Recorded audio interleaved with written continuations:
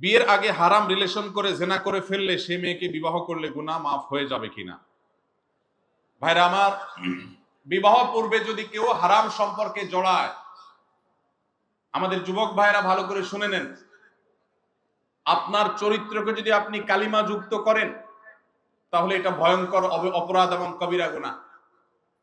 এর জন্য আল্লাহর কাছে আপনাকে জবাবদিহি করতে হবে।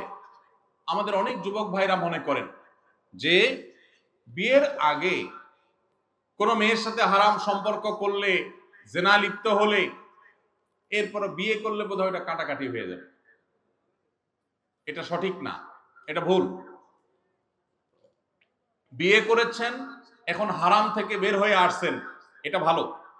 কিন্তু আগে যে অপকর্ম হয়েছে, গুনাহে হয়েছে, নাজায়েজ কাজ করেছেন, হারাম সম্পর্ক করেছেন, তার জন্য দুইজনেই আল্লাহর কাছে সারা জীবন চোখের পানি ফেলে কাঁদতে হবে, তওবা করতে হবে, ক্ষমা চাইতে হবে, ইস্তেগফার করতে হবে, ইনশাআল্লাহ তাহলে মাপ পাওয়া যাবে।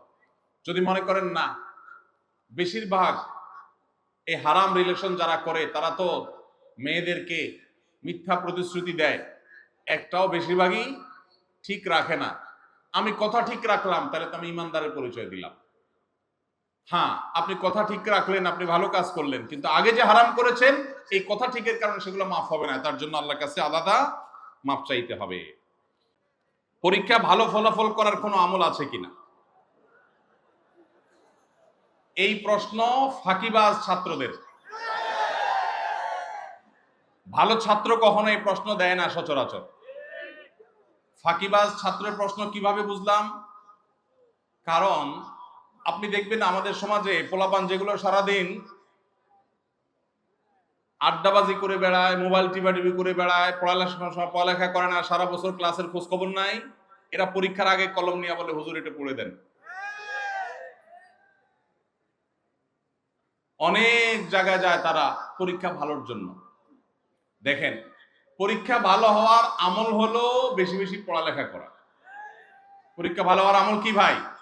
বেশি বেশি পড়ালেখা করা। আপনি বেশি বেশি পড়ালেখা করবেন, পরীক্ষা আল্লাহ তাআলা ভালো করবেন। হ্যাঁ, এর পাশাপাশি আপনি আল্লাহর কাছে দোয়া করবেন, আল্লাহ আমার পরীক্ষা সহজ করে দেন, আল্লাহ আপনার পরীক্ষা প্রশ্নের উত্তর দেওয়ার তৌফিক দান করেন, আমার স্মৃতিশক্তি মেধা শক্তি বাড়ায় দেন। আপনি আল্লাহর কাছে দোয়া করবেন, দান সাদাকা করতে পারেন।